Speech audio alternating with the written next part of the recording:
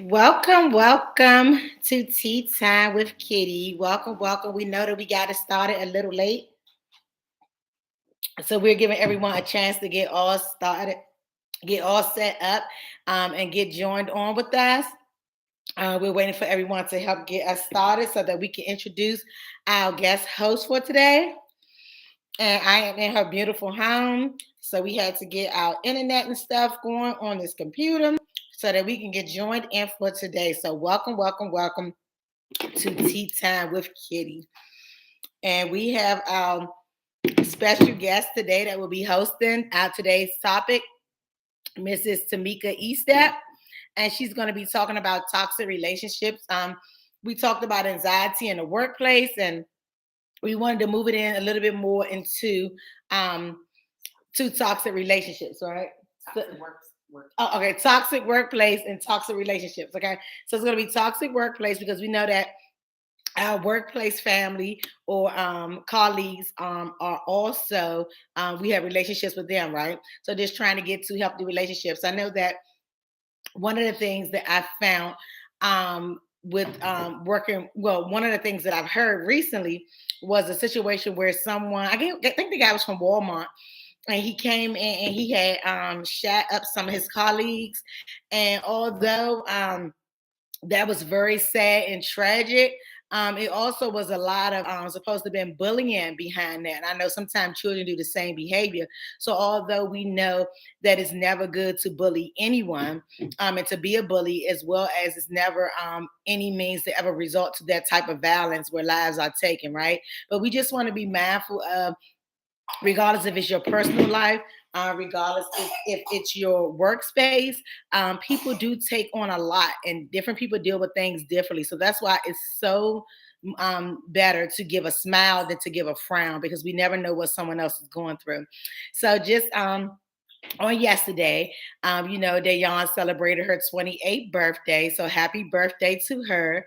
My niece Jayla is celebrating her 14th birthday today. So happy birthday to her as well. And my nephew celebrated his the day before that, as well as my little cousin Rome. So just happy birthday to each and every one of those celebrating their birthday. Little quick story about Hey, Religan.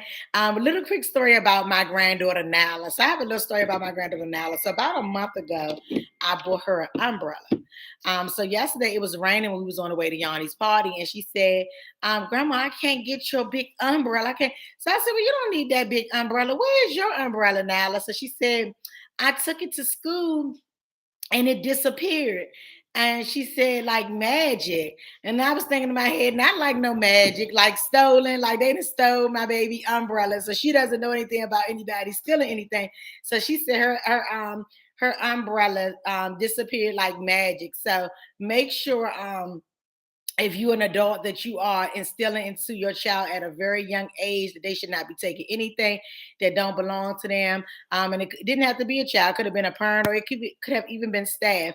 But we definitely need to get in a habit of not touching anything that do not belong to us, because y'all got my grandbaby thinking that her umbrella disappeared like magic. So we're gonna let her be magic because she's a princess, but we know that they don't just disappear. So okay, so without further ado, I'm going to let Miss Estep come and sit here so she can take us away. And we'll be ready to get started. Let me see. What floor? You got it. Okay. Okay, and thank you so much for your patience as we get started. So here we go. Thank you.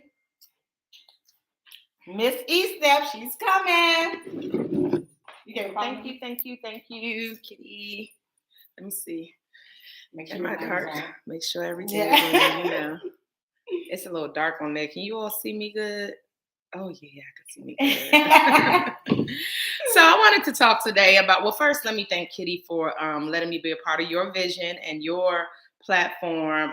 It's an honor to sit and be a guest on your show. I know it's been a while since I've said I would do it, but I'm here today and I'm excited to share my thoughts. I do not proclaim to be an expert at all, but certainly a leader in my own right. And where I serve. And I will not be sharing where I serve because these are thoughts that are of mine only, and they do not represent any other views. It's just my views, my thoughts, and just something to help us all. Like Kitty said, we've been talking a lot about mental health, and it's just been a lot going on. I'm sorry. She said, want to make sure I had my, is this the, oh shoot, girl, I thought the drink, did I drink it already? Oh. You live. Sorry, it's my, gotta have my tea for my tea time. But a lot of things have been going on in the news about violence in the workplace, and it's just important that we are all aware what leads to these acts of violence. What kind of spaces shouldn't we be in? I know that we're not all in financial positions to just quit a job, but just being mindful of what are healthy spaces to be in and making those decisions for yourself about where you want to serve. So I'll start out. So the topic is about toxic work environments. So I wanted to break it down first. What's considered toxic? I was in a trauma-induced leadership course, and when we learned about what trauma was, it definitely opened up my eyes because it was like everything was trauma. So just it's important to understand what toxic is and what toxicity is. So according to one definition, toxic means, Dayana's here. Toxic means poisonous and or causing unpleasant feelings, harmful or malicious. So I wanted to first start out by asking some of Kitty's viewers, how many of you all have experienced those unpleasant feelings about work? Specifically, when you're first waking up and dreading to go to work, or when you get to the place where you work, you start to get like a little queasy, or your stomach starts to hurt, or maybe you get a headache, or any of those things. How many of you, the viewers, have experienced those symptoms? I know I have, and I'll be honest. It's not pleasant, but when you start to feel those feelings, those are called red flags. Camille said it's going in and out dark. Camille, I see it fine on my screen. I got two screens up. That's Camille. Camille. Yeah. Okay. Mm-hmm. Johnny, put yours on. If you can hear it still, that's still the question. Like, how many of you all have experienced that unpleasant feeling when it's time to go to work, or when you're about to pull up to your building? Well, I know that I have. And so if you've experienced those feelings when you're first waking up and dreading to go to work, that, like I said, that's a sign. In the workplace, toxicity can take several forms.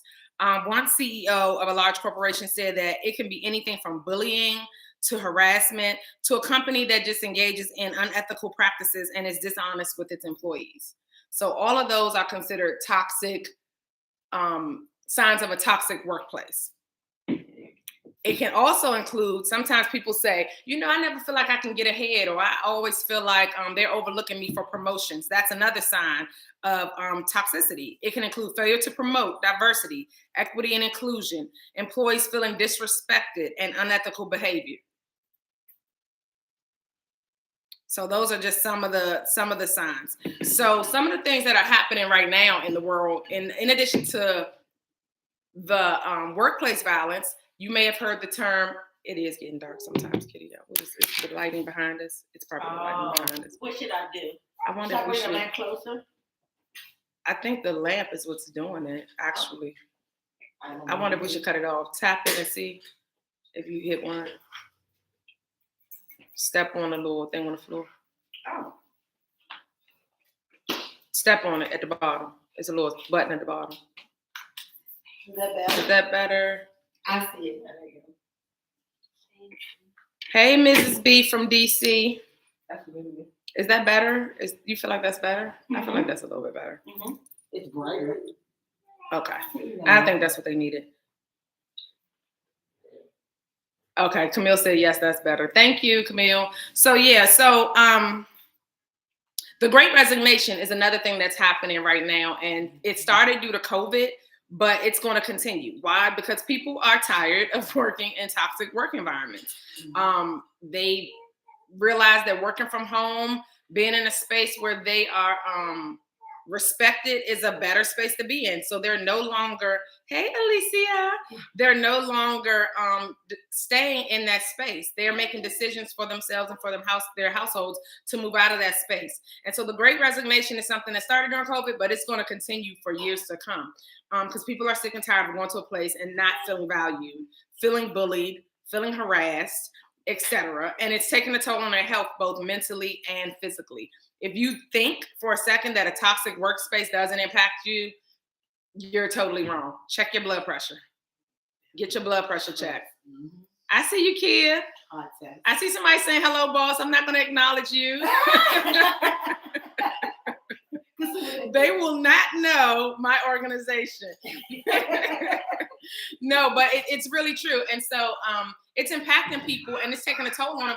And unfortunately, we're not in spaces. And Kitty has talked about this in some of her previous sessions about being financially ready for things like that to happen. We should be able to make a decision to leave a job that's not valuing us. We should be in a position to leave a space that's not respecting us, a place that is not healthy for us. We should be able to say, you know what? Today's my last day, and roll out. But a lot of us, including myself, are not in that position to do that right now. So we have to be mindful in how we deal. So what can you do if you're not in a financial position to just say, you know, I'm going to quit? Like, what are some of the things that you all feel you can do to just better? So what are some things that you can do to make sure that you're in an okay space while you survive a toxic work environment? That's a good one. Y'all, do you have one? There. Okay. Oh, yeah. Someone said drink on the job. I would not recommend that unless you're in the private sector. Law firms. You said what? So what I'm hearing from our guests here are that we should just leave, you know? Use your leave. Use your leave, not just leave. Use your leave. Someone said, Mrs. B from DC said, take my leave, and then not having enough people is not my problem. And then them not having enough people is not my problem. That's a really good point. Not worried about the overall organization, putting self first. Yes, yes. I had to learn that the hard way. I kind of thought that by working hard and, you know, continuously putting in the hours, that it made me look better. It did not make me look any better. It did not impact my well-being, my mental health. It did not impact my physical health in a positive way. So, it's Mimi. Hey, Mimi. I didn't know that was you. I love Mimi. That did not help me. That caused burnout.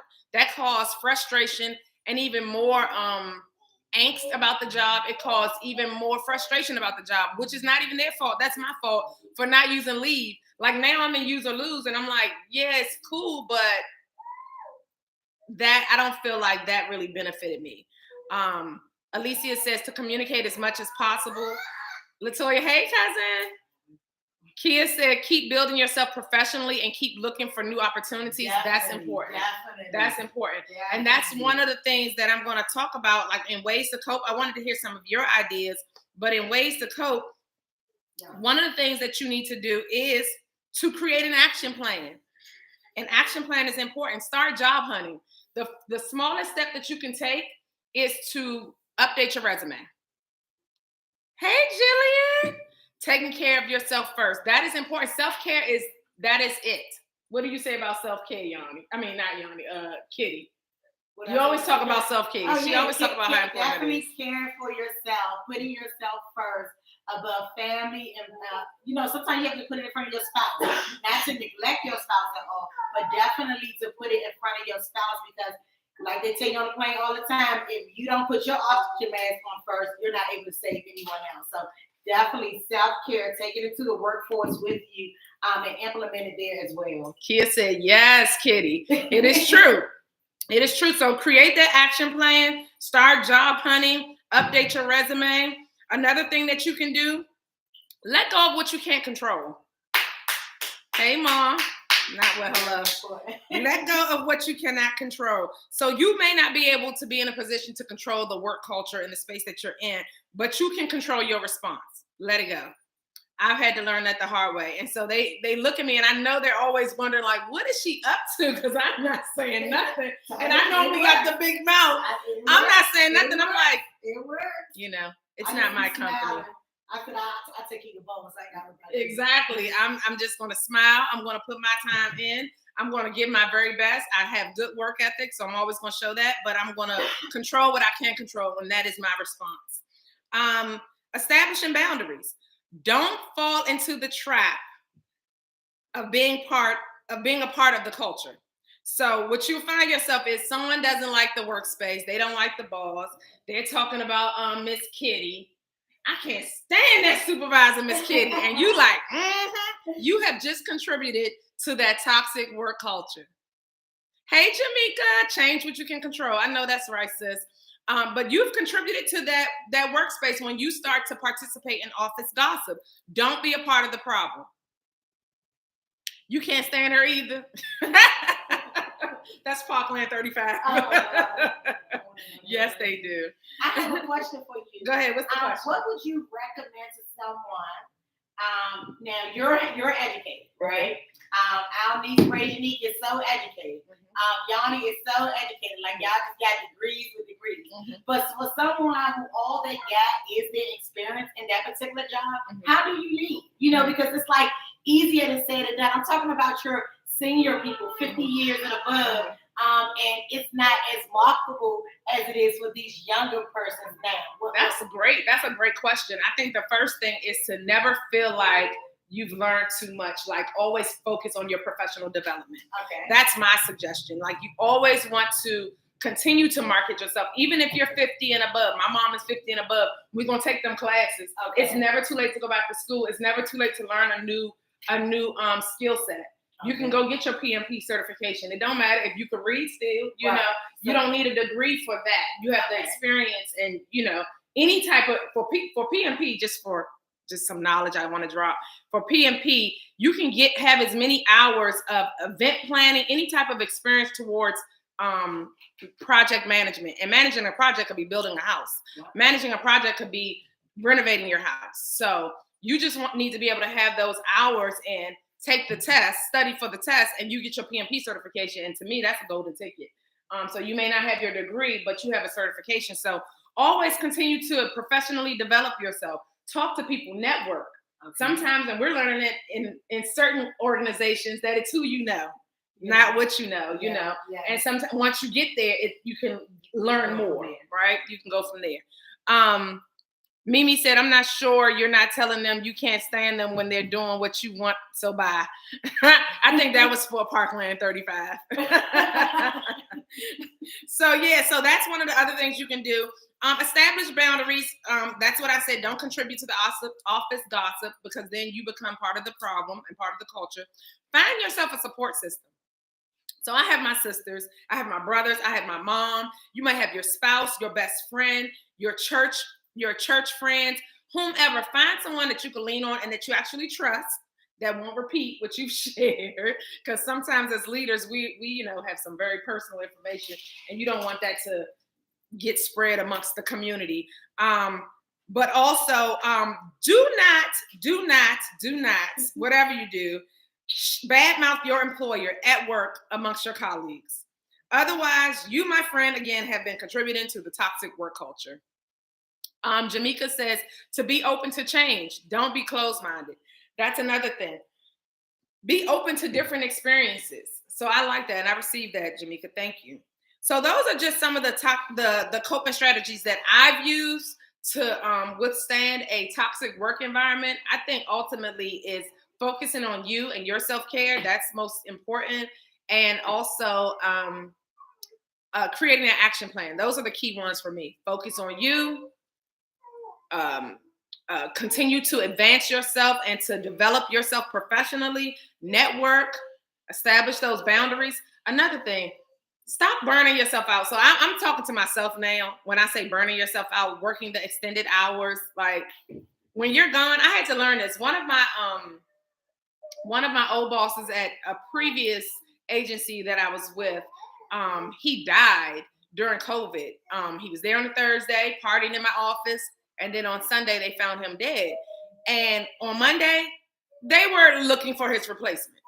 So it's like, I'm not saying people don't care, but the work still has to continue. So burning yourself out is pointless. It's pointless. And it doesn't help help you for coming home to your family members.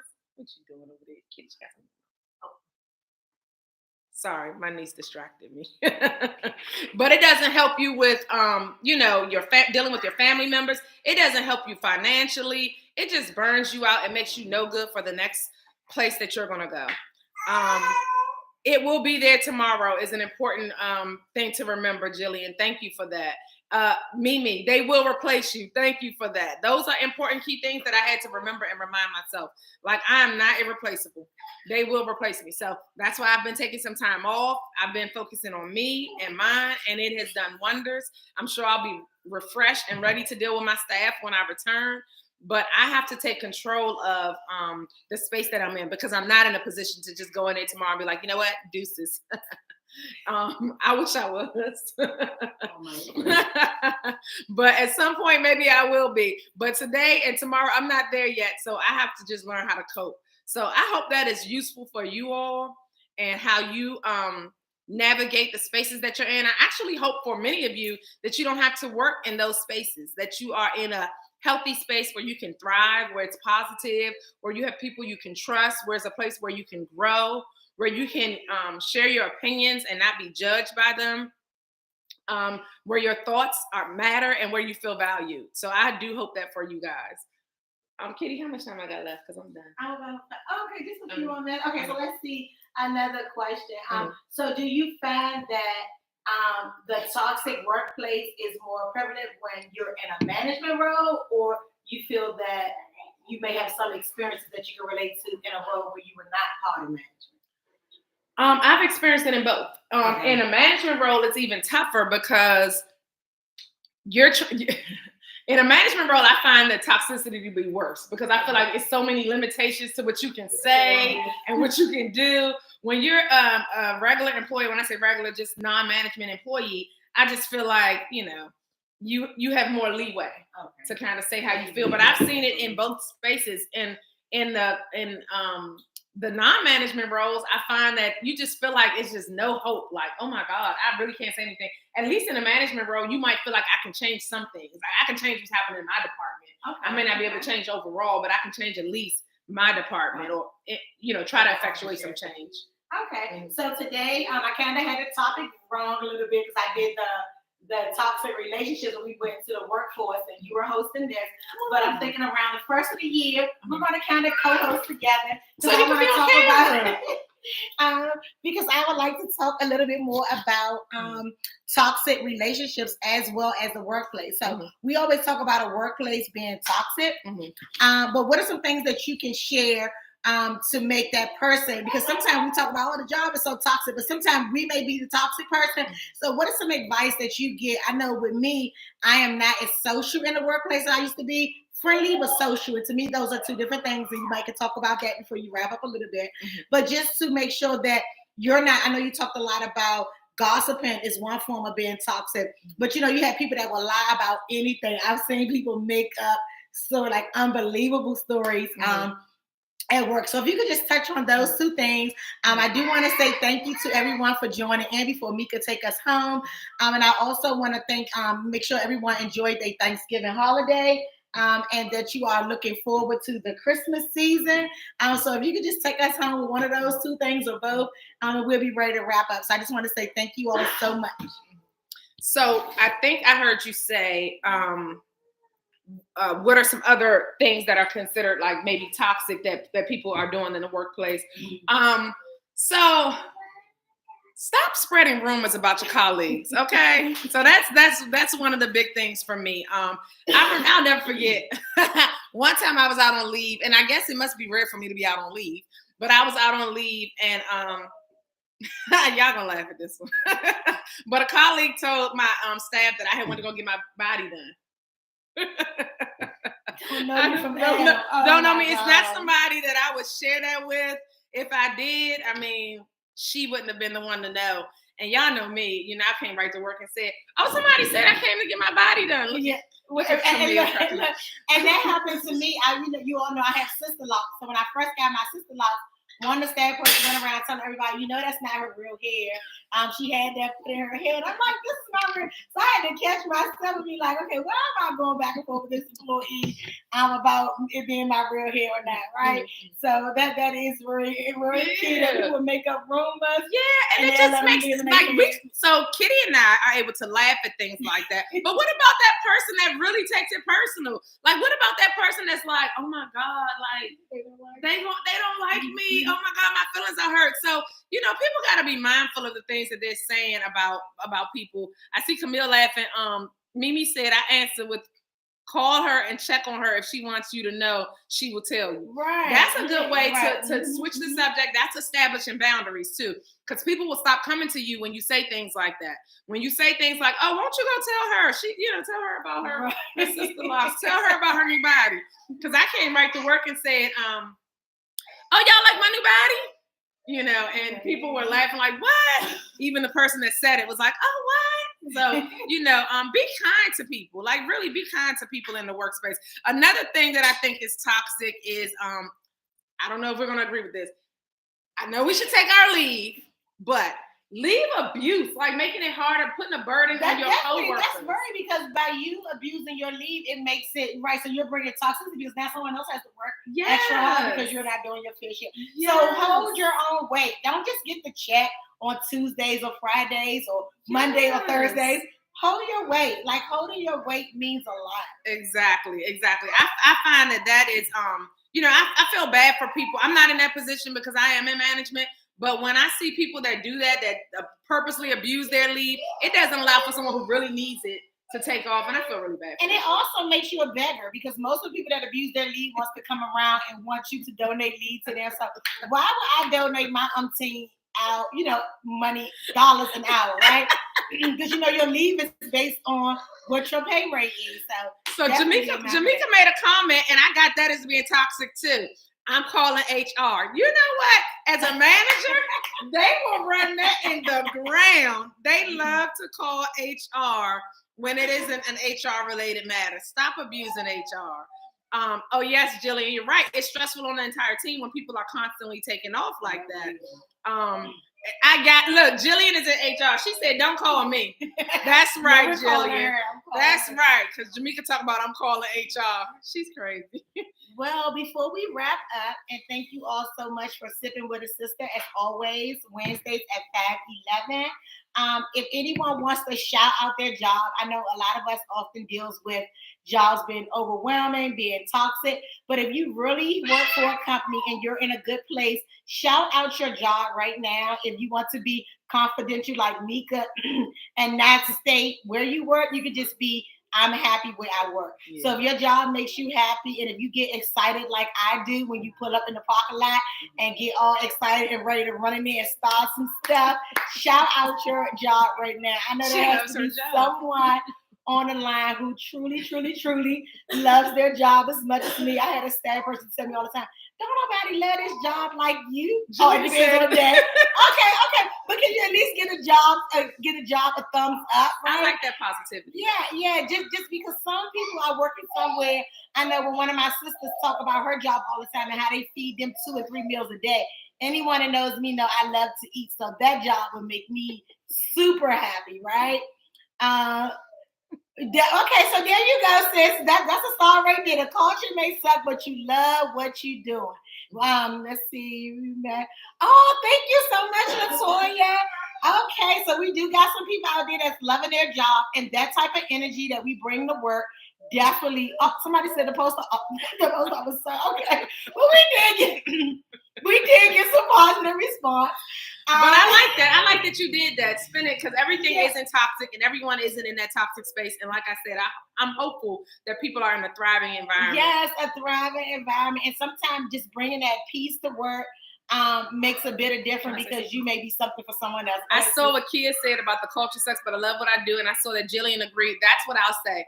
I may feel like the culture sucks in different organizations where I've worked, but typically I love that as a leader, I'm able to change the trajectory of people's lives and make a better opportunity for them. So that's why I love being a leader and a manager where I work. Well, this was great, and I'm looking forward to you all coming back at the beginning of the year. We're going to do more things, a little bit more festive for the month of December. So that's why I had to get my sister in today. And then January, we'll come back with just working with toxic relationships in the home. Like I've had toxic relationships in my home for some years now, and I definitely want to share that, and I'm able to wrap my hands around it and get a better understanding. So I hope that you all will come back for more hot tea. And I just thank you all so much for sipping with a sister. I thank you all for having my sister here with me. And we shall see you again next Wednesday at 5:11. Have a great day. Take care, everyone.